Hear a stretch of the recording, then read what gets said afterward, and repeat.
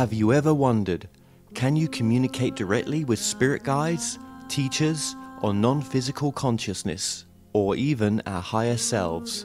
What would they tell us? My name is Kevin Moore, and since 2015, I started to practice a form of communication which is termed channeling. I have been interviewing experts on my talk show to find out, does life continue after we die? And can we communicate with those that have crossed over? With each expert I spoke to, they all had different ideas. Is there knowledge from the past which could be shared with the present moment? So I thought, why not just speak to the non-physical world directly through channelers around the world? And that's what I set out to do. They Call Us Channelers will take the viewers on a journey into the phenomena known as channeling. And my main goal with this docuseries is to bring a new understanding and awareness to channeling by looking within ourselves and asking, is it truly possible that we can all use this innate ability?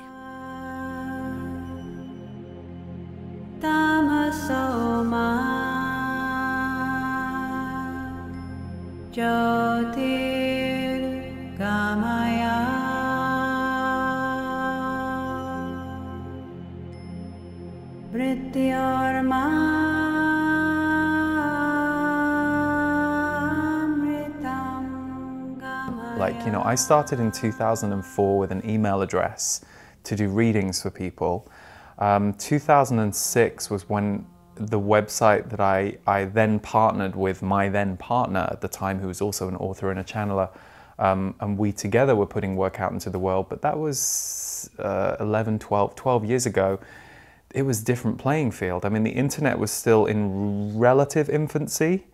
And the channeling videos were just beginning to appear, like you'd see Esther Hicks on video. And I didn't see Esther until I'd been channeling for like 4 years. And yet, she was one of, from my perspective, I think she's brilliant. I know, like everybody, not everybody is for everybody. So not everybody loves Abraham and Esther, but for me, she's a master of the channeling. And when I saw her years after I'd been doing it, I was like, oh my God, she feels like home. But when I think back to that time now, it's hard to describe it to people who are perhaps in their late teens or early 20s who've just grown up with the internet and have seen all of this spiritual, energetic, awakening material just really boom in the last 4 or 5 years. So it's interesting to hear you say that, but yeah, it's one of those things, isn't it? When you're doing it, you're just doing it. You don't know that 10 years later, you're still going to be doing it. It's going to have evolved. The world is going to have evolved, and it's all becoming a bit more normal, which is kind of hilarious to those of us who were back there at the beginning, doing it when it wasn't so popular or sexy or welcomed, Yeah, that's so true what you said there. I agree with, we've had a great conversation off air this morning as well. It's just been great to sort of have a chance to, get to know you a little bit. and I think we agree on a lot of things as well.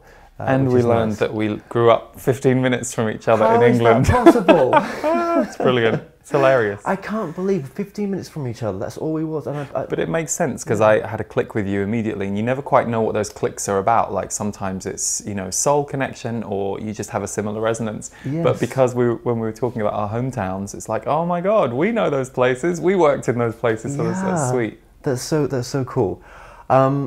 Okay, we've got a lot to talk about. Let's just go way back here as well. So growing up in Maidenhead. Yeah, we grew up. So I was born in Birmingham, but at the age of 6, because of my dad's work, we got moved to halfway between Maidenhead and Windsor on the Windsor Road.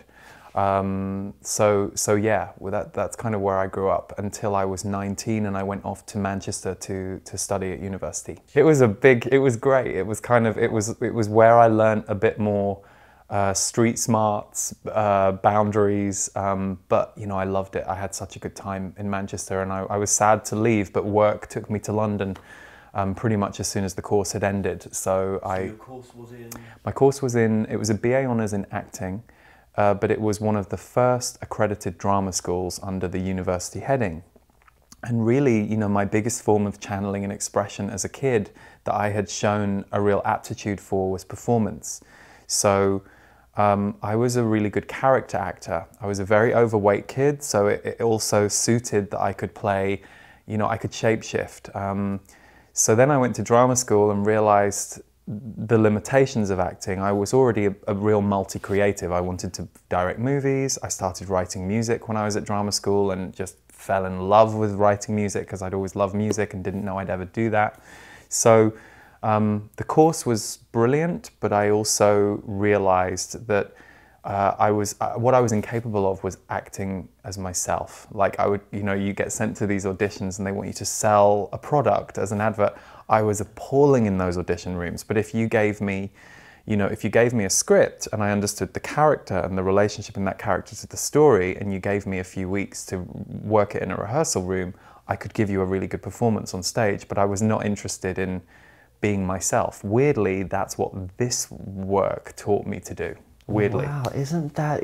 So you were forced to face up to that in the end, to be yourself. Yeah, definitely. And I think that's why the course was so powerful, because the course really was so self-growth oriented. And so that's why it lit me up. You know, we were taught 5 rhythms. We looked at mask work. We did Alexander technique. So I was just eating this stuff alive, but not really caring about the acting side, although I did well on the course and kind of graduated at a high level and was supposedly supposed to go into this acting career. And then after about a year and a half of working, I walked away from it, and kind of much to the shock horror of, understandably, my parents and people who knew. They were like, hang on, that's what you were always going to do. But I knew I needed to break free from that identity. Where had you heard about channeling prior to you channeling? So I read Shirley MacLaine's Out on a Limb, and I loved that book. I was like 19. So really that's what this course afforded me to do. I think leaving my home environment, even though I come from a loving family, you know, I was also dealing with not being heterosexual. I was like, oh wow, I'm gay or I'm mostly gay. And that's going to, you know, at that time, that was still a kind of thing. So the course, being away, and the course afforded me the freedom to explore all of that. And I read lots of books like Shirley's Out on a Limb, and channeling was mentioned in it. And I found it fascinating, but I also did that thing that I think that you do. You distance yourself from it. And partly that's religious programming, because we're, oh wow, there's a God up there and we're just the minion. And if we're right, you know, if we behave ourselves, the God will not send us to hell. You know, a lot of that stuff that we all, to some degree, either bought into, or even if we didn't buy into it, you wondered, you know, until you become a bit more autonomous in your own perception of reality. So anyway, I think for me with the channeling, what happened was I got taken to see a channeler by a friend who said, oh, there's this guy and he's a channeler. And he channels Hazim. And so we went to this couple's house, and he was a lovely man, and so was his wife. And he had a business, and then he would do readings for people like once a week. And they also ran self-growth workshops that were completely nothing to do with channeling. So I found that interesting. But I remember during the course of the reading that he gave me, there were some interesting things that he said that were really specifically to do with music, things that came true. Like he talked about, he said, your first album won't really do much, but it will be your second and third albums that kind of put you more on the map musically, and that came true. And of course, at that time, that's all I cared about. So I was really following that. But he said some other stuff. But I do remember thinking, why is he closing his eyes? Why doesn't he just... He's obviously wise. Why, you know, I had some skepticism about the method of delivery. And so I didn't walk away from there going, wow, that's the coolest thing ever. I'd love to do that. You know, and I was someone who had been driven as a creative. Like, I'd been driven to do the acting. I had been driven now to be a singer-songwriter. So I didn't necessarily think that something could just land on me that I didn't go hunting.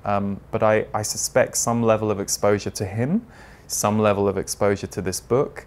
And now I remember a recurring dream that I had when I was between the age of about 5 and 9, where I was downstairs in the house that we used to live in Birmingham, and it always stayed in that house. So that was pre the age of 6, where I was in the living room of the house down there, and I'm looking across the room, and in the 2 corners of the room, there's a male figure and a female figure, and the female figure's got big white hair, like it's too big, you know, it's kind of like it's a little abstract to me, but it's kind of like a crown.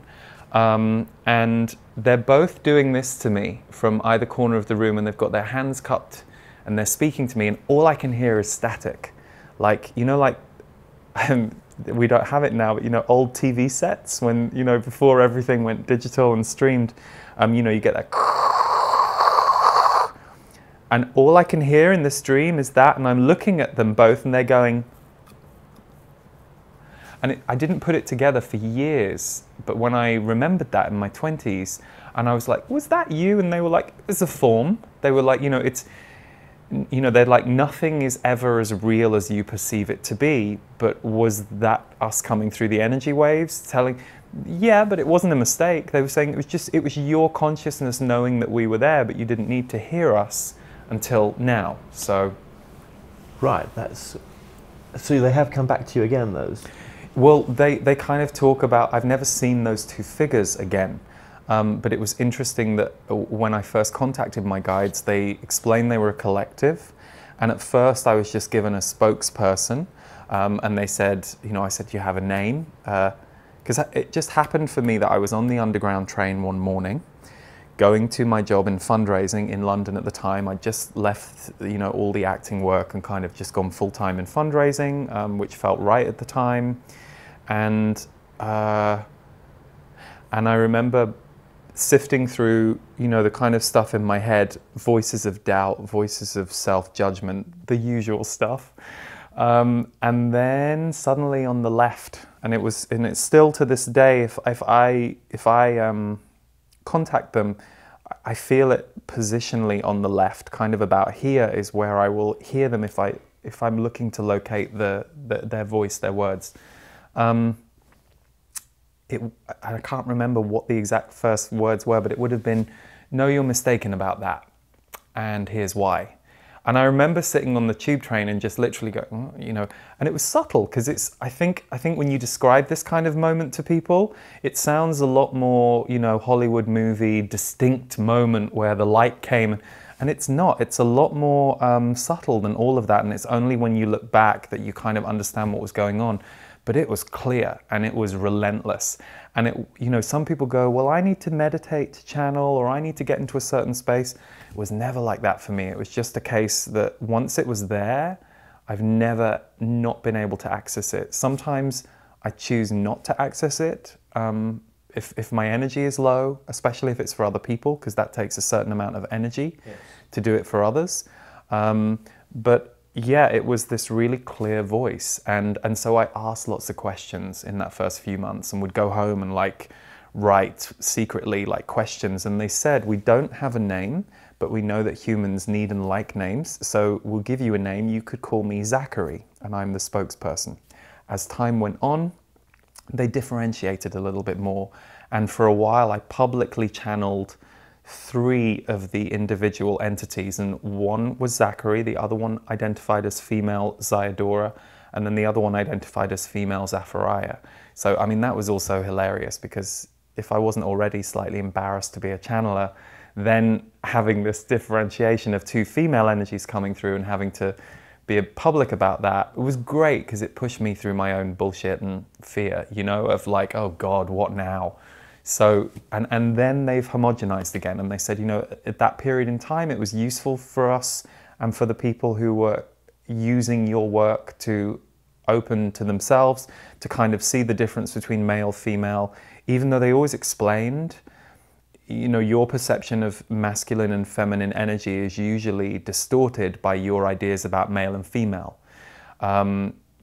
Especially as, you know, we're still living at a time where male and female have been very defined in our society and very limited, whereas actually there is such a fluidity around each of those physical forms and what they can be versus what our society has dictated. Well, a woman has to be this, a man has to be this, which of course is why right now with transgender and so many different variations of experience happening on the planet in a much bigger way, all of that starts to loosen. It completely has, absolutely, and it's very, very interesting times that we're living in right now. Okay, so the guy that you originally had that channeled message with, is he around anymore? And the way he and he really is who I identify with as the vibration of the voice. And it's interesting because you know, being someone who is a character actor, really, it's kind of embarrassing that my channeled voice wasn't better. So my point being that, you know, given I was someone who could transform and shapeshift on stage, and given that there is this thing with channelers, and it still happens that for most channelers, not for everyone, but for most channelers, there's some kind of change that happens. For me, I always thought, well, mine's a bit subtle. You know what I mean? So it was good. It was, in a way, that for me was confirmation of the truth of that change that happens in channeling. Because if I wanted to manipulate it or perform it, I would have come up with something much more interesting and creative. So that was always an interesting thing I butted up against as I went through my own public, my own private reactions to being a public channeler. With your music, how has that worked in with the work that you've done? How has that helped you with the work that you're doing now? Well, the interesting thing for me is the music and the channel came within 1 year of each other. So the music came first, and when the music happened for me, so I am a huge music lover. Like, I would hate to have to surrender all types of art and creativity, but if I was told you can have one form of art, I would have to go with music, just because to me it's oral magic, as in AURAL, although you can also bring it orally. So yeah, I just had this moment where my mind opened, having been a lifelong music lover, having sung in musicals, having been a singer on stage since I was younger. Suddenly I was hearing melody, and I was hearing like fully formed orchestral stuff, and it thrilled me. So I started writing songs, and that was also a place where I could share the stuff that I felt like I needed to hear in the world. So for example, I needed to hear Oprah Winfrey interviewing her audience about how they felt and about what they were going through. Like when I saw Oprah at the age of 16, when, you know, I think she probably hadn't long been in England, her show, and I was revising for my GCSEs at the time, and my revision break would be Oprah show, and I would just go to the TV and I'd be like, oh, people are talking about real things. You know, I was from England, that didn't happen. Like in England, it's all like, oh, hello, Vicar, how are you? Oh, yes, I'm very well, thank you, even though you're not well. And you go home and you shut your front door and you say to your wife, oh, I can't stand that person. And when you know, you're out in the village and you're like, oh, hello, Vicar, so nice to see you. And so that fucked with my head, you know, and also as somebody who had a high level of emotion, especially for a boy, and I didn't know what to do with that emotion. And I now understand, oh, you were very empathic, you were very sensitive, you were very intuitive, but you didn't know any of that. So you were, you know, I was taken to Weight Watchers at 10 because I developed a, you know, stuff my face sugar addiction. And then, you know, I had bulimia at 16 when I lost the weight, but didn't know how to not do the binging. So you know, there were many things that I did to distort or punish or try and manage what I couldn't manage in myself, until I got to uni and I started to open up and I started to get in touch with metaphysics, and my creativity found a whole new outlet with music, and I started to interact with the world and just feel freer in my sexual identity as well, just the whole thing. Yeah. So the music is, roundabout question really, the music came then, and now what I've learned is that the frequency of music is so healing and so emotionally, energetically moving to us, and it's magic because you can't touch it, you can feel it, you can hear it, you can analyze it if you have a music brain, but you can't touch it. And so for me there is a real similarity, and the channeling happened not long after, so it kind of makes sense that now I've merge them a bit more. But isn't it interesting? There's us just saying, oh, look at some of these people that have these followings, and they get so out of alignment, but then it's gonna happen. It's gonna happen in your life somewhere. It does a small percentage. Yeah. There's always a small percentage in my life, but the less involved they are with the work, the more that projection happens. If I can clarify that, that might be helpful, because there are people who will watch my energy updates, and that's all they ever see. So they can keep me in a box of, oh, he's the energy update guy. Now, if you've been in a workshop room with me, you will know that I'm full disclosure about the stuff that I've gone through in my life. I swear a lot, we will laugh a lot, I will talk about being grounded. So the most common thing that I hear when people have gone through a workshop experience, they're like, oh, you're so human, because that's the key. I make sure that that's there. But to be fair, if someone's only heard one 40-minute audio and it's the channeling and the singing, that there are certain aspects of you that they can project onto. Isn't that important though? In this work is to have the transparency, because I've had people say to me, Kevin, you're too transparent. You're going to ruin all your chances in the future of doing something bigger because you've just been too honest. Yeah. And I'm like, well, isn't that what we need? Well, what's the opposite? The opposite is being somebody with a shitload of skeletons in the closet, getting risen up, and then when society has projected onto you that you're just this one thing and your skeletons come out, then they're going to cut you down. So it's kind of, so I do think that fame is a much trickier thing to balance than I certainly used to realize when I was a kid, and I just looked at famous people who I admired and went, oh, wouldn't it be great to be them? I had no idea what they were dealing with and the level of psychic and emotional projection. I think you just get good at handling it. And the people I've seen who are big, not just in the channeling world, but people I've known who are very well known and that I've hung out with or spent time with, the ones that really I admire are the ones who are great, graceful custodians of their work, but they're not going to be held hostage by other people's stuff if that stuff is going to cost them. I love that. And for me, that's how I operate. I love that. That's such a great answer. Transparency, being honest, and I just, but there is a balance there, because sometimes when you are in the public eye, I'm not saying, well, yeah, just when you are, there is that balance that as well. But no, thank you for that. That's beautiful the way you kind of summed that up. Be transparent. I've always thought that. I've always felt that. I think so. Yeah. And really, I think also those people who are saying to you, don't be transparent, Kevin, what's their agenda for you that might not be yours? So they're saying, I mean, if I may, I'm assuming what they're seeing in you and feeling in you is you have a real charisma and intelligence and openness and warmth that people will be attracted to. And what they're saying is, but don't tell them some of those honest stories, Kevin, because we want you to go up. And it's like, well, you want me to go up. I might not want to go up. Or if I do end up going up, I need to go as my whole self. I mean, Oprah is a brilliant example of that. I love how look how honest she's been. I mean, she's the model to me her childhood and everything. Of who she became in her life, how she's handled it, and how human she remains, even though, you can't help but deify, it's like, wow. And I'm sure sometimes there's that diva side that comes in a little bit, right? I'm sure there is, right? And it's funny because here's the other thing that I know about myself is there can be certain stresses that come for me with the role that I didn't have in my life before the role.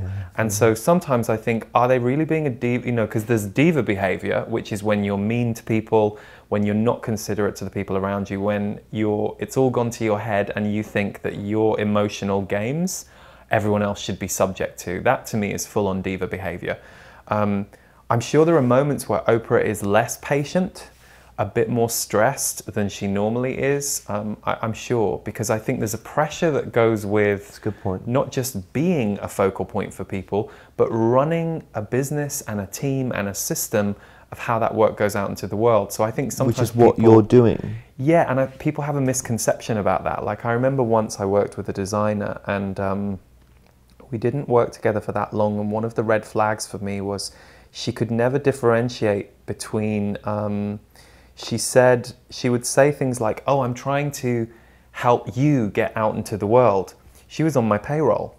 And I was like, no, we're a team and we're actually a production house. And I know that I'm the front person, but this isn't about helping me get out into the world. This is about the messages that we do and that we create together. And when I'm working with my team, I'm a CEO of a company. I'm not Lee Harris, the energy intuitive, or Lee Harris, the channeler, or, you know, I'm a CEO of a production company. And so you've got to wear many different hats if you're playing that role. And depending on, I think sometimes I've met people who've come into our team and we have to be very clear with them that if you want to work with the energy update guy, you're going to be disappointed, because we run at a high speed and we have a high turnover, and we're a small team with a high turnover. So we have to get stuff done. So even though I always ask people, how are you at the beginning of meetings, and we have a moment to check in, it's not processing for an hour. We're getting stuff done. And if you're at the workshop, then we're processing. So I think knowing which hat you're in and dealing with people's disappointment that, oh, I thought he might just talk to me intuitively about my life for a year. And it's like, no, honey, we've got an MP3 release to do. We've got, you know, and that happens because I sit in the other energy and am able to coordinate and drive and lead. So did you, when you know, did you ever see yourself of this becoming your full-time work? God, no. Absolutely not. And here's the hilarious thing.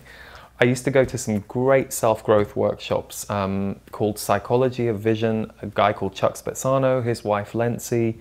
Loved them, loved those guys for what they did. And I went to lots of their workshops in my 20s. And they would often be the happiest days of my life. And I'd kind of think, this is weird. I'm in a room with a bunch of people crying, then laughing, and, you know, but it never occurred to me. And it's so funny because Lency even pulled me out in one exercise and took me into the middle of this room of 300 people. People weren't focused on me because everyone was doing an exercise, and she pulled a few of us into this group because we couldn't stop laughing. So she called us the Bliss Engine. And then she separated me and she took me into the center of the room. I was like 25. She was like, can you feel them? You can feel them. And I was like, and I didn't quite know what she was saying. And, you know, she was an empath and she was and she looked at me and she went, you can feel them. And then she left me there by myself and walked off to work with some other people. There was all this stuff going in the room. And I'm like, God, of course I could. I just hadn't given myself. Like and now, yeah. You know, that's, yeah. I'm in my workshop rooms, or if I'm a speaker for somebody, yeah. I don't have a script, because if I listen to the people in the room, I'm going to bring through the thing that they most need. But if I come out there with my own agenda, and I'm not criticizing it, I mean, you know, I've seen brilliant PowerPoint presentations and scripts. I've seen some people who can really inhabit a script. Yeah. And of course, I used to do scripts when I was younger, but my scripts are all improvised. So it's very much like, I equate it to the good stand-up comedians. They'll go and do a 2-hour show, like Kathy Griffin, who recently has gone through some controversy, you know, because of the whole Trump photo that she did. But she is, when I heard her 10 years ago or less say, oh, none of my shows are scripted, it's just all improvised. A, I was blown away, and B, I went, well, hang on, that's what you do as a healer. You walk out there for 2 hours and you speak for an hour, not really knowing necessarily what you're going to speak about, or maybe knowing that you might need to talk about fear, but it comes if you're, you know, and I think that is where doing so many private sessions helped me, because in my sessions I speak for, well, I've stopped doing one-on-one sessions now, I only mentor, but I used to speak to people non-stop for 30 minutes, so you would come on the phone or you would be with me in person. I would know your name.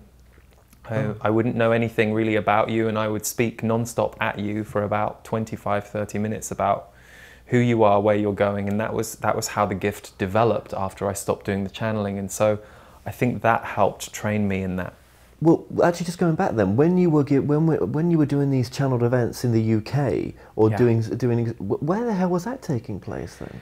So for a period, I did a lot in Brighton, and that was with my then partner, and we would do a lot in Brighton at the Friends Meeting House. Yeah, so we would. That was like 2007. I mean, we did an event in Stroud. Did quite a lot internationally in Europe, actually, like Germany, Holland, and then when I went solo after we separated, I was doing a lot of work in Holland, Berlin, doing those places a lot each year, and I would do like a 1-day or a 2-day workshop, and then Norway and the workshops were channeled in that moment, were they? Or they were, yeah, very much. So it would be the case, like I would do a workshop on speak your truth, and there would be some channels that would be around that topic, and then I would work with people on that theme. But as the years went on, it got much more self-growth workshop and much less channeled workshop, and that's pretty much where they come from now. So I would say it's a very shamanic, intuitive workshop in the way that I work and the elements that I bring in and the team that I bring with me, and what we're really doing is creating a group healing space.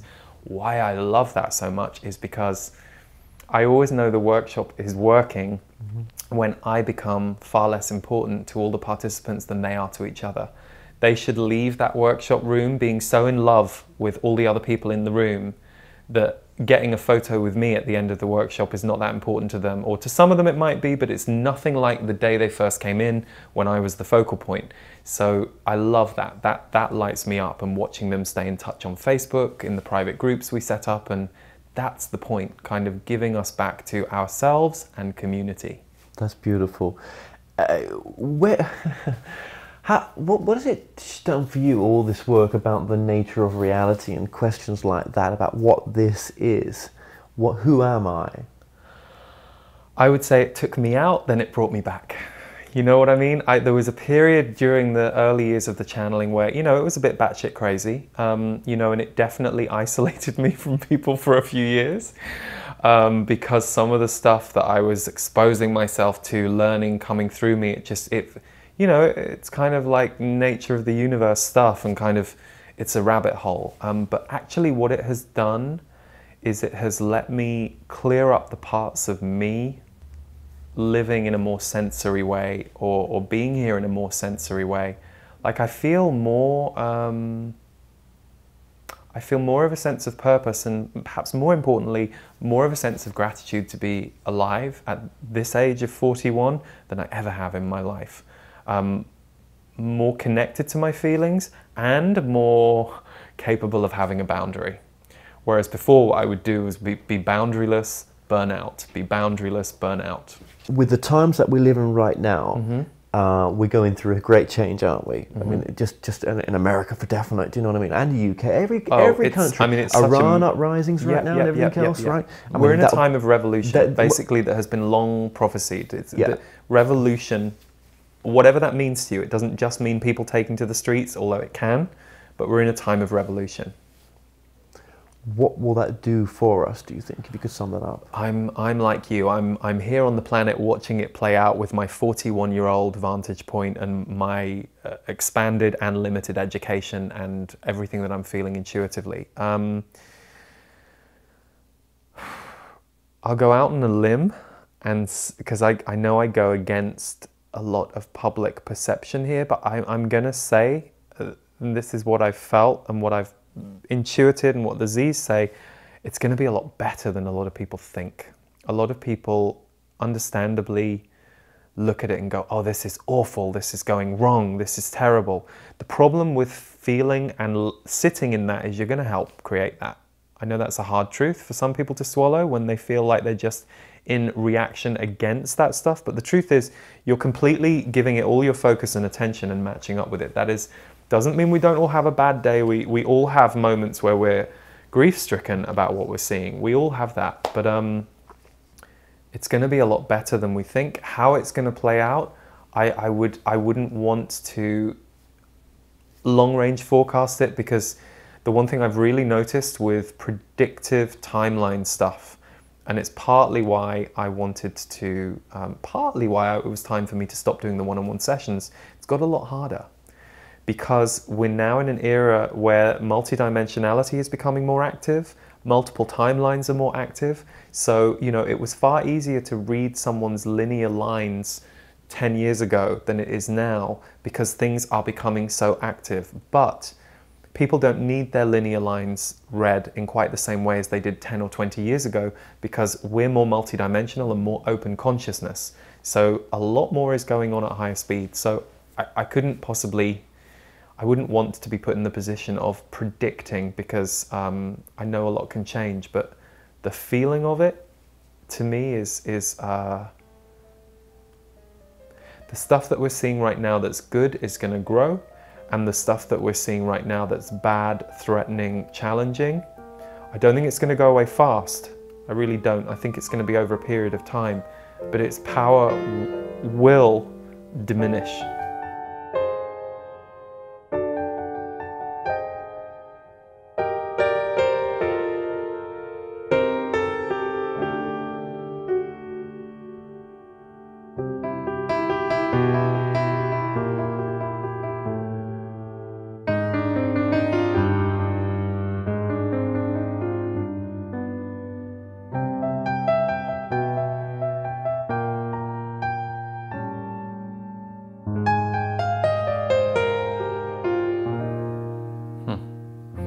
Good.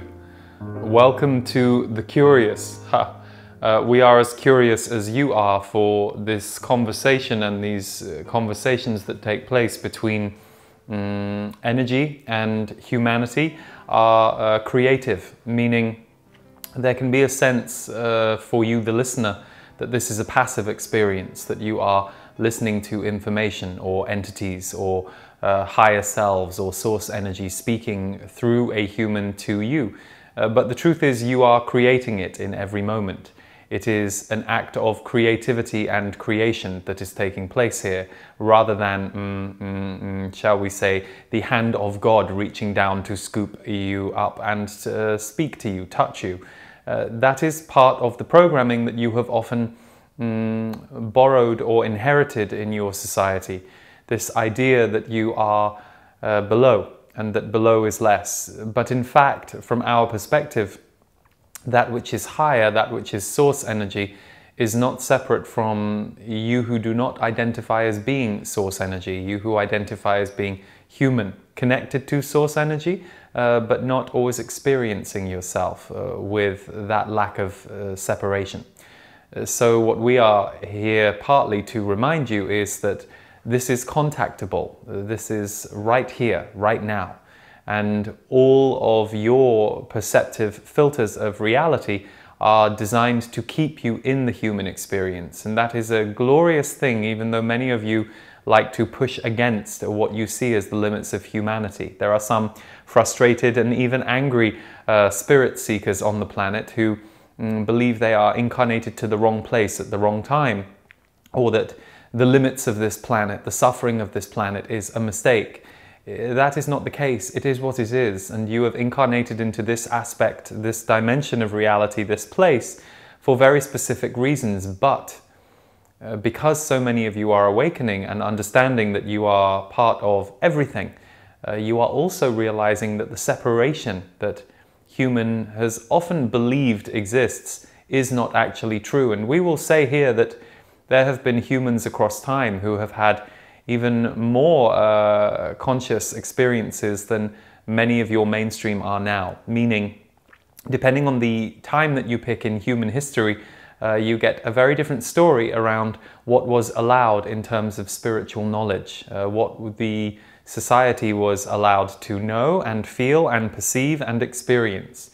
You are coming out of what we would call a very dark era for humanity, meaning one where control and limitation has been high. The irony is that as your society, your world has quote unquote evolved, this technical and industrial revolution that you have seen yourselves go through in this past 100 or so years, it is important to note that on the one hand it has freed much of your outer circumstances, and it is now creating a different reality in your internal selves. So much of the development of the last 100 or 200 years on your planet is now creating a cosmic shift inside the hearts and minds of humanity. Humanity can now start to widen its perspective and its energetic field a little more because there is a wider playground in which to roam. Some of the more basic needs have been met, so therefore there is more time for play and development. Think about this in terms of children. Their needs are met by parents dominantly, so they have plenty of room to play and explore and be sensory. But in your adult world, so often duties and jobs and responsibilities become the dominant part of your experience. Therefore, that level of inquiry and presence has to be put aside. That is changing on your planet, slowly but surely. There are many things going on all at once here, so it is not all good and it is not all seemingly evolutionary. But what we assure you is consciousness is coming out of a period of darkness on your planet and coming back into the light. That does include seeing all aspects of humanity that have not been so conscious in the past. So it is an enlightening time, it is an illuminating time, it can be a challenging and an ugly time in some ways, but it is the time that you signed up for. So, with that said, we will answer any questions you are curious about. Thank you so much for coming through, first of all. It is not a problem. It is not as big a deal as many like to think for the channeler or the energies that speak through the channeler. Are you working through anybody else right now? Not consciously with language in the way that we work through Li, but are we part of everything? Yes, and there are members of our collective who work specifically with the energetics of the land, meaning there are certain parts of your planet that need healing, just like a healer would work with an individual. And so there are many in our collective who work a lot with the frequency and the energy of land. That is why as we work through Li, also this shift takes place in the rooms or the people that he affects or that he affects when channeling us. It is not always switched on, but it is switched on to high degrees regularly enough to have him be effective. But in terms of language, we specifically work with him because of his already developed language ability, and then now we have what we would call inserts to his language, words and phrases and ways of phrasing that we invite him to form words around. For he is not consciously forming his words at this point the way that he would be in his own life, where his you might call it mind or brain is a little more in charge of the dial. He is instead having a sensory experience of letting an energy come through him and letting words fall out of his mouth in response to the best shapes that his language ability can form around the energy, if that makes sense to you. Perfect, thank you so much. So, obviously, are you having an experience with Li and on behalf of Li as well? As much as he allows us to, meaning there have been times in past that he could speak about at length where we were able to come through his body to experience things, to taste things, to, shall we say, have a human experience once more. For several of us in this collective have been human before, but not near this timeline that he incarnated onto.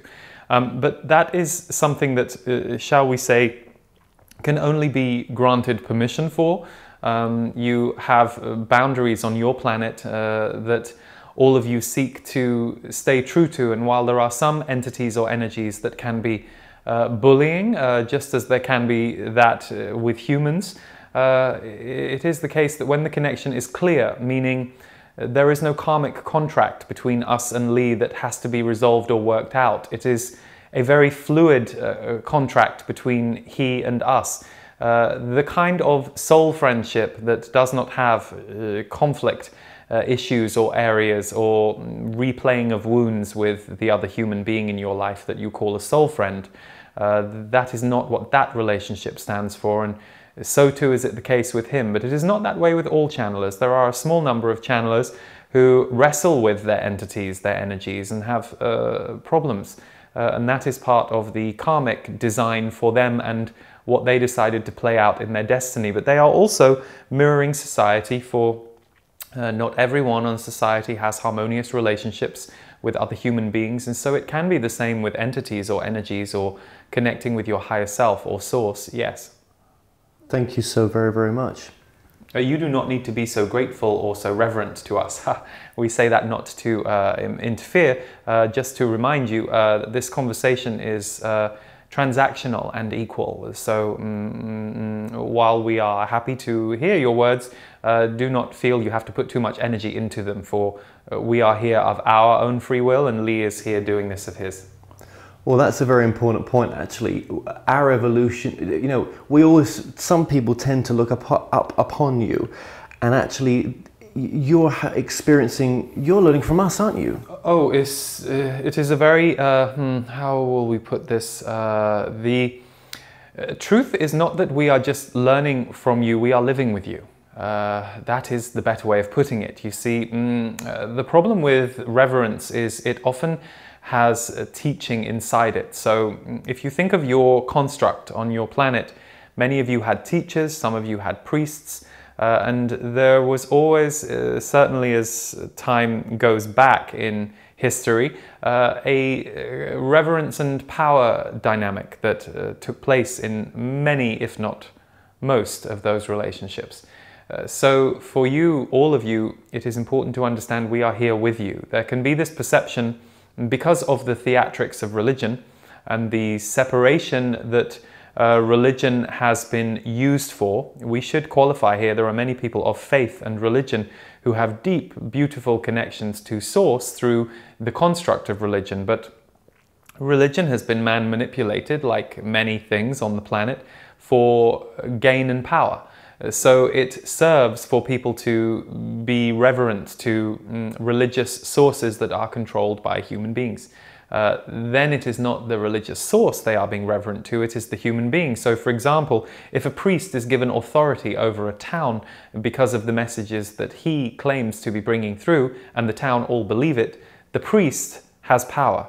Not the deity, not the god, the priest holds the power, for everyone has agreed that the priest holds the key. So this is where the disempowerment of human spiritual evolution has taken place and still continues to this day. This is why we caution you against thanking us too much. We would caution you about thanking Lee too much for anything. It is not that thanking is not a sweet thing. It can be, and it is a blessing in some ways, and it is also an act of healthy exchange to thank somebody. However, there is a line, and when you start thanking someone 3 or 4 or 5 times, it gives your power away, and that is why we wish to bring it up. So you beautifully exemplify that tendency, not just with channeling, but with spiritual teaching or any kind of power attributed group or person, where the audience, the follower, the receiver is over-pedestaling the other person. Sometimes it is useful to do that while you are learning, while you are honoring, while you are being grateful. But if you really look at it closely, it is an act of separation to do that. What is your main purpose of coming through? How is this evolving you to come through in this way? Well, it is not so much how it is evolving us, although we will say that telepathic communication is the one thing that we are understanding more and more through this experience. Meaning there is an interfacing that we are experiencing not just with Lee in this moment, but the group conversation that we have through him as the vessel. Or we should say actually him as the conductor. For what is not often understood about channelers is their ability to connect with the listeners. Sometimes there is this perception that the channeler is just a piece of meat through whom words are coming from another entity that is doing all of the work, and that is actually not the case. A carpenter who has been trained by a master carpenter is not just good because they were trained by a master carpenter. They are good because they have taken what they have been trained from the master carpenter in, and they are applying it with their own level of skill and sensory ability. So channelers are the same.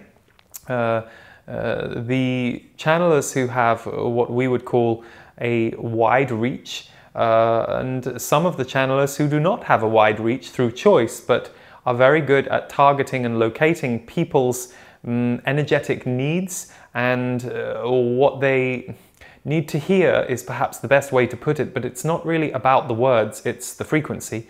Those people are masters of the self. Now, it doesn't mean as human beings they are not struggling or challenged in some areas, but they are masters of connection. So often they are seen as good at communicating, and that is one side of it. But as you all know, communication is far bigger than understanding words and language. There are those non-verbal communicators who can find their way around the world by visiting country to country and not knowing the language, but their ability to connect with, understand, sense, and communicate to others is so strong that it does not matter that they do not know how to say it in Italian or in Spanish or in French. They find their way. So channelers have this ability too. And we would say that our experience is, and our learning, if you like, or our evolution is, we learn more about humanity at this time. But for us, the mission is not so focused on Earth or humanity. It is a universal energy exchange that we are in. Part of our job is to help these higher frequencies to stabilize on Earth, but not for the reasons that any of you might believe. Many people will say it is because the Earth needs to be saved or humanity needs to evolve. Everything is far bigger than that. The universe is vast. And what we would say is there are universes within the universe that many of you do not even yet perceive. And you do not need to either, for the beauty of being human is to have this very localized experience.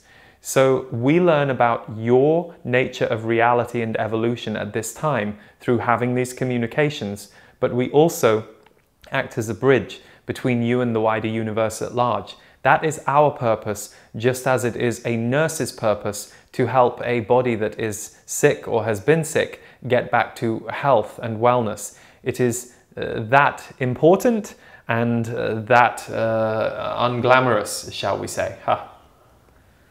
Yes, that multidimensional aspect keeps coming through all the channelers. Everyone has spoken about that. Why is this information coming through about the multidimensional reality when you say as well that it doesn't really matter, yet you bring it through? Because we would say that it is important to understand that any voice of source, be it a piece of music, be it a child's smile, be it a channeler bringing channeled information, is a doorway to the infinite. It is not a destination point to something that you have never before seen and that you must understand.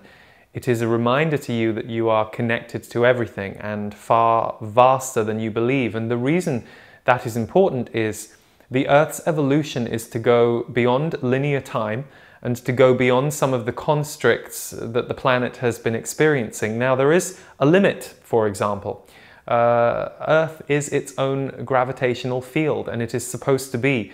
The experience of being human has limits to its magic and its beauty. But so many of you look outside yourself for the bigger, the wider. The reason that we are here as a doorway of the vastness that's inside you and that you can connect to inside you and using inside you can connect to outside you is because people have forgotten that the doorway to their soul and source is inside their own bodies. So channeling is yet another act on Earth that can help chip away at that. So the reason the multidimensionality is so important for all of you to be remembering at this time specifically is because that is the phase that you are about to open into in an even bigger way. This is being recorded in early 2018, and you will see between 2018 and 2024 the multidimensionality of both humanity and humans as individuals is set to greatly rise in what you would call mainstream culture. And that is a tipping point for all of you where some of the old ways will start to fight with the new ways in quite strong and aggressive ways at times. You are already seeing examples of this right now. That will increase too over the coming years.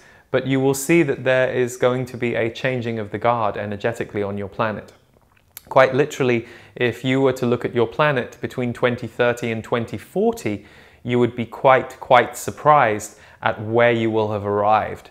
And again, by the time you arrive there, if you've gone through every week, month, year leading up to there, it will not be such a shock. But if you were to be able to see and feel it right now, what would shock you is how unimportant so much of even what is now important in 2018 will be.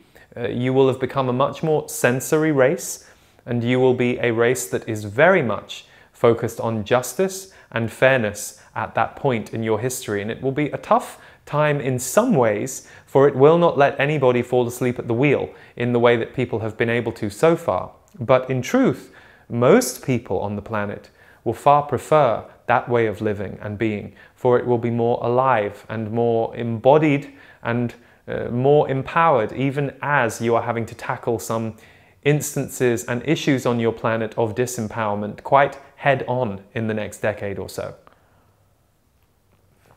We understand that we are, perhaps some of you might interpret it, riddling a little bit, and we are not intending to riddle, we are just illustrating how big the rabbit hole is. You see, you start speaking about one area and everything can run on to another area. So do not worry too much, Kevin, about trying to mentally understand what we are saying here.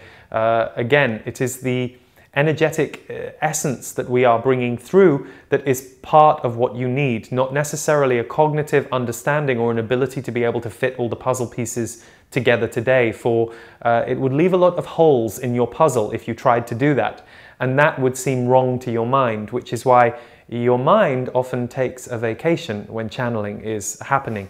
However, your higher consciousness and the part of you that understands information at a source level rather than at a human mind level gets very, very active. It is why people go into crown experiences, experiences of awakening, experiences of what some would call Shakti on your planet, because the energy of the body can become very electrified when you tune in on the body of a channeler that you are enjoying listening to, because that is what is happening to the channeler. The auric field starts to light up, and so if you are in resonance with the message, the energy, the frequency, the same effect happens to yours.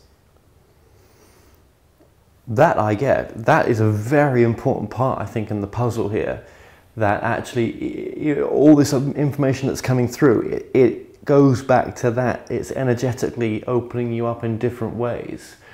So is it true to say then that that which we think we know in the studies that are out there, in in between lives, lives after lives, many past lives, whatever the subject may be in the spiritual realm, there's so much more to it? Yes, and it also depends on the individual.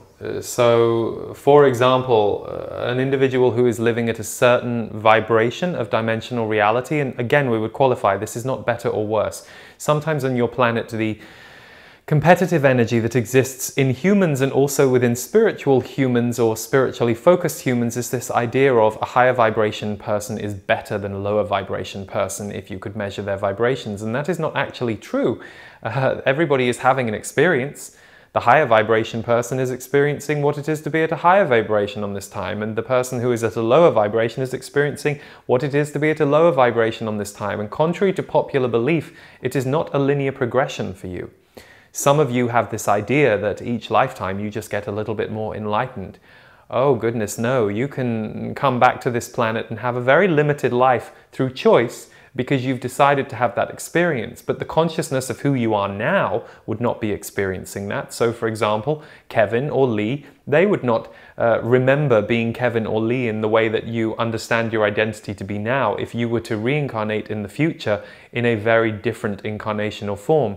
This is the truth of why oneness exists, because all of you have been everything. All of you can be everything.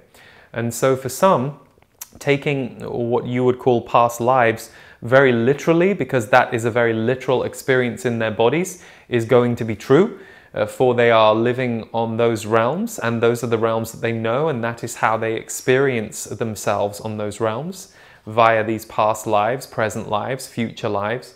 And for others, that will feel a little more like an abstract construct or concept, because where they are focused, they are not so densely attached to lives. They are far more, shall we say, floating when it comes to some of that density and form. So one of the trickiest things on your planet is this idea that the higher vibe person or the enlightened person is better than the non. It is not that to some degree their experience is not better, for most would say they prefer the experience of the greater enlightenment, but it is to caution against that belief system, for that belief system can impose upon and impede your own experience of life. There's part of me, right, that would just love to know something that I knew from my future aspect, yeah, that I could bring here now and ask you, something I discovered that I could ask you now. But it's not that I'm trying to go super deep here, it's just that I know there's so much more to this. And for those that want to go deeper, it only ever goes back to present moment in this work. That is the depth. Reason being, there are some who are experiencing the world through their mind. So for them, there can be great food and satisfaction to be found in the discoveries of their mind. There are others for whom becoming most present in the body is going to be vital. And even those who are living through their mind, and this can be great scientists, great thinkers, great artists, great philosophers, there is nothing wrong with that. It is a way of focusing your experience on Earth. However, even for those people on their deathbed, what their mind can tell them will not be as interesting as suddenly realizing that this is the body, and this is seeing, and this is feeling, and this is relating to other people around them. So we would say that the highest experience that many of you can have is to be in the present. But it is not something that you are trained in.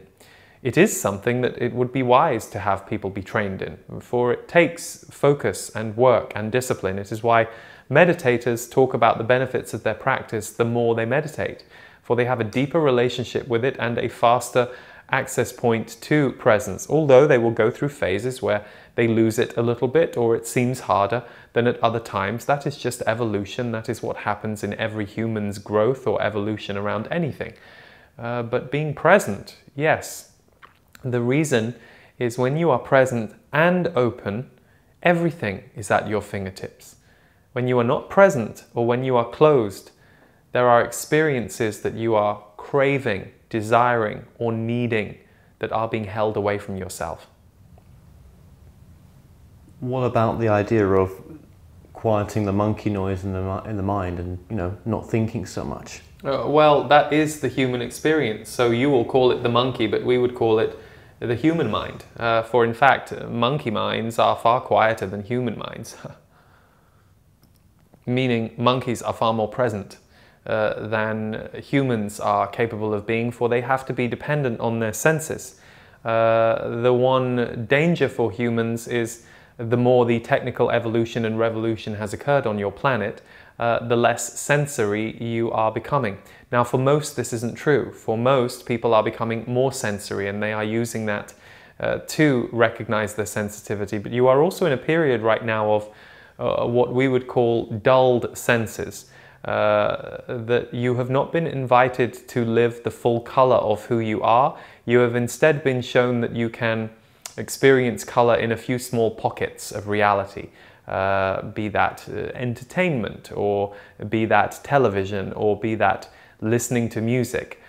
Many of you have been put into a more passive state around your senses and a less creative state around your senses. That is the shift that takes place when you become more present. Yeah, that makes a lot of sense, actually. Think of your children. They are constantly exploring with their senses if they are allowed to. Are we creating this reality? It depends on your vantage point. So we would say that yes, from inside this reality, you are creating it and it is real to you. From our vantage point, we are visiting you in a dimension that disappears the more you step away from it, meaning these forms are visible to you because of the way your physical body is constructed and the way that your physical body is constructed to sense and perceive. There would be a shift around what you were seeing and perceiving the more your, shall we say, energy field and energetic senses open up. But you would still be on the earth in the earthbound form reality.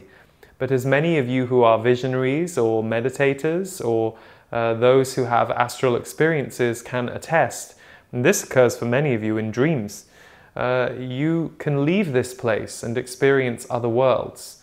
What we will tell you though, and this is something that is not news to any of you who have studied messages about other dimensions and realities, is the Earth is very interesting. That is something that some of you find very hard to believe, for you so desperately want to get away from here. But we will tell you the Earth is very interesting. It is a multi-dimensional place where form is concerned. Other places may be vast and have different feelings to them because they are more dimensionally open, yes. But it is the very limits of the Earth that allow for a great deal of multidimension here, and multidimensional experiences, multidimensional visions and visuals, multidimensional life forms. So the Earth is very interesting. So you are creating it in the way that you are perceiving it, and your perspective of it will be unique. Is it real? Yes, it is real to some degree, but will it be real when you leave the body? No, not in the same way. It will then become like a dream in many ways. So in that sense, rather than focusing on the Earth, it is important to understand that this is the relationship you can have with everywhere. It is why if you really still your mind and sit quietly for a second, you can find yourself in Atlantis, in Amsterdam, in Beirut. You can project and move yourself around to different parts of not just the Earth, but also the universe. But you don't tend to do that because you have all been asked to pay such attention to form. Well, actually, you're working with Lee, and Lee's working with you. You have no attachments to Lee's progression, do you? That is not strictly true, meaning we are aligned with him, therefore there is a progressive wheel that takes place between he and us, meaning his evolution is to some degree part of our, shall we say, business, meaning we are connected to him, we are part of his higher self, his connection to the higher realms. Therefore, there are certain moments that we do help him along in what he is doing energetically, but also we will say conversely, he is also attached to our development, meaning there can be this perception that the channeler is down on the earth and the channeled energies or entities come down and bestow the channeler with their presence. This is a two-way mirror, meaning Lee's connection to us allows him to see the vastness of the universe in a way that he hadn't before. So in that way, there is an attachment that we have to him and he has to us. And for both of us, there is an investment just of a different kind. Are you aware of other channeled entities, other channels like, I won't name any right now, but are you aware or do you work with any other entities? Not in the way that any of you would perceive, because remember, none of you are as personality based to us where we are, meaning even the way that we show up through Lee, there is a certain form, there is a certain resonance to how we show up through him. You might not recognize us if you met us on the astral realms, because we would not be taking on this personality form that we take on through the merging with his humanness. So do we work with them? It is not that we work with them, for this is how so many of you see it, because you are worker bees in that way. Are we aware of them consciously? Are we aware of the energetics that they are, which then pours itself into the form of, you would call them a channeler, and shows up in a certain identity form? Yes, but it is not like we are all, shall we say, collaborating on a project together the way that you do on Earth, for we have far less division, meaning it is more of an ocean where we are energetically than it is where you are. So that is what we mean by Earth is quite joyous. You get to collaborate with each other in form. You get to decide to make a phone call and make something happen with another person. We do not have to go through such forms. We will put it this way. It is not quite as interesting where we are from your perspective. It would seem very nothing. Okay. Thank you. I'm saying thank you again, but you know, cheers. It is okay to say thank you. Yeah, no, cheers for that. That's so well, for me, I say cheers, but because it's like, oh my God, yeah, that's a great way to think about it. You're helping me actually remember as much as the audience. Okay, I know. Well, and you are channeling for them. So you see, you and the audience of your show or your construct, whatever this is going to become, you are channeling them and they are channeling you. It is another two-way mirror. So in that sense, you are right now embodying what you think or feel intuitively that your audience might want to hear, and you are asking those questions and holding space for it. Equally, they are receiving through you, so you are their conduit, you are their portal. It's a hall of mirrors when you break it down. Well, that would mean then that there's no time as such, because then I'm kind of bringing their questions forward from a time when they're actually watching this into their moment now. But this moment was a long time ago compared to when some people will be watching this. Yes, but equally you are time jumping into the future, and so is Lee, and so are we. For we will be live with those people whenever they are watching it, even though they may in their mind think this was pre-recorded.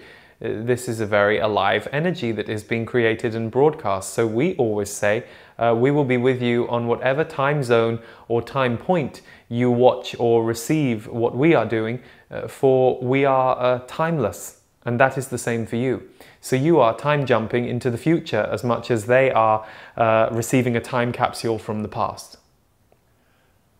That is what we mean by it's a hall of mirrors. The human perception is to divide it all up and make it very linear.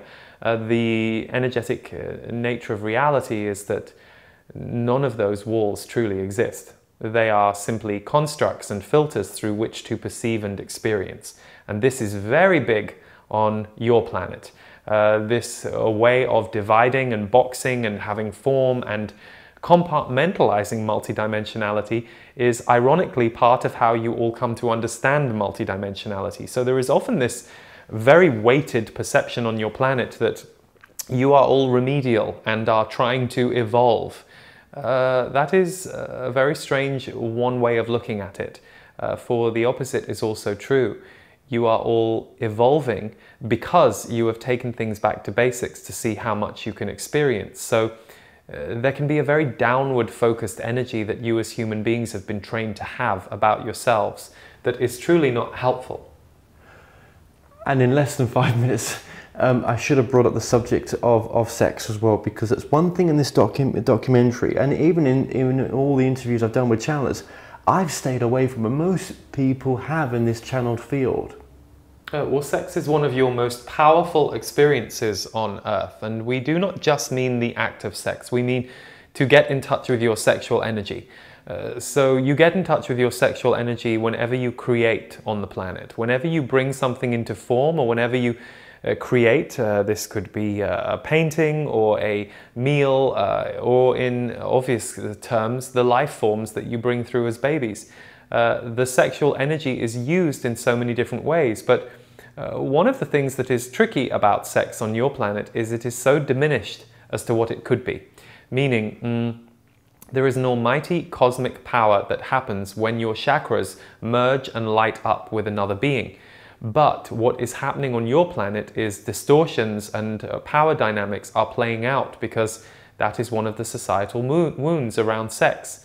We will tell you that sex used to be a lot worse than it is now on your planet, meaning there was far less, how would we phrase this, harmony in the act of sex than there has become. Now, this is interesting, for many people believe that there is a lot of perversion taking place at this period in history, but the truth is because everything is out in the open in your society in a way that it has never been before, because of this mass hive mind of the internet that has connected and communicated to everybody what is possible and what is out there, you are all going through a sexual revolution. What we will tell you is that because this phrase sex sells is a truth, meaning people are drawn towards sex and attracted to sex, it has become far more important on your planet than it really is. We say that not to offend those who have made their life's work being a sex worker or a tantric therapist, for that, like any other job, is very important, and everybody needs to represent all areas of society. So if that is what you have devoted your life to, wonderful. But what we mean is far too much importance is put upon it, and far too little importance is put upon it, meaning people are attracted to this experience of sex because they can never get enough calories from it, for they are not getting the highly nutritious version. They are getting the, what some of you would call, get your rocks off version, which is not very long lasting. It is like having an argument with someone and feeling a rush of adrenaline afterwards. It gives you a temporary relief.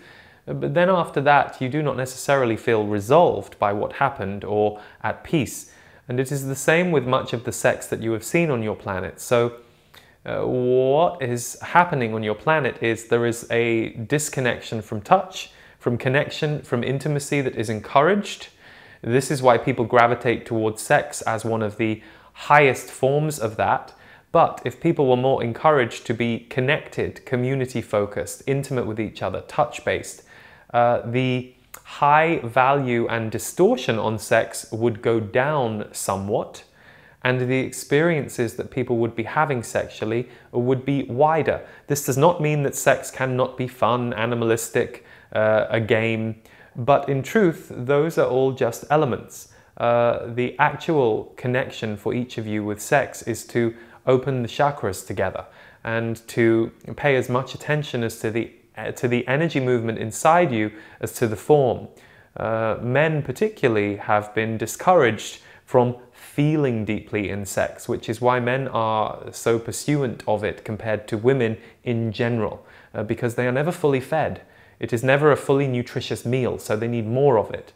They are going back to the same thing that they feel they need more of because they have not yet fully unlocked the incredible, shall we say, sensory width of this experience. So sexual energy is taboo in your society at large. So it is an area that some people are afraid to talk about, but they are desperate to talk about.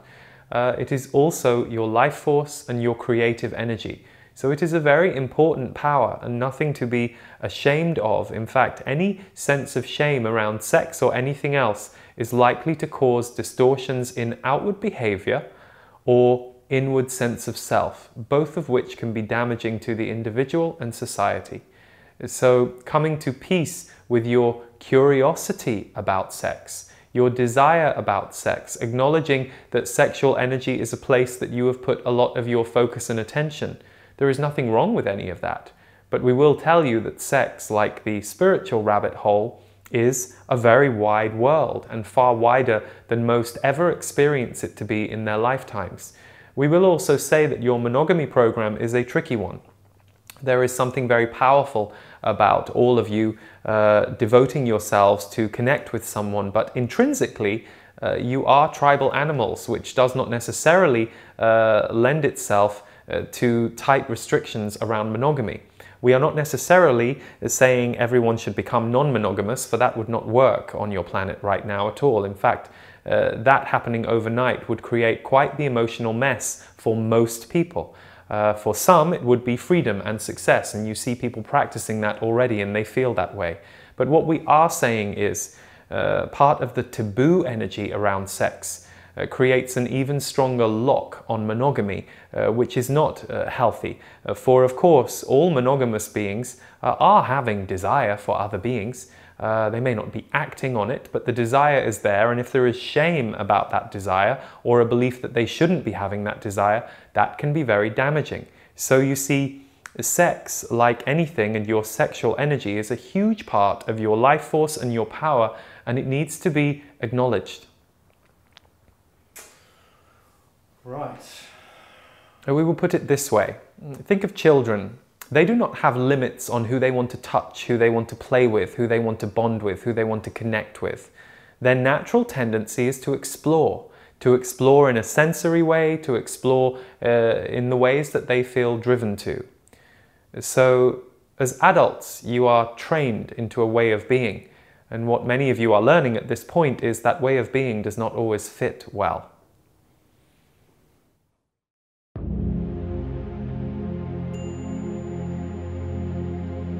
Guru Brahma Guru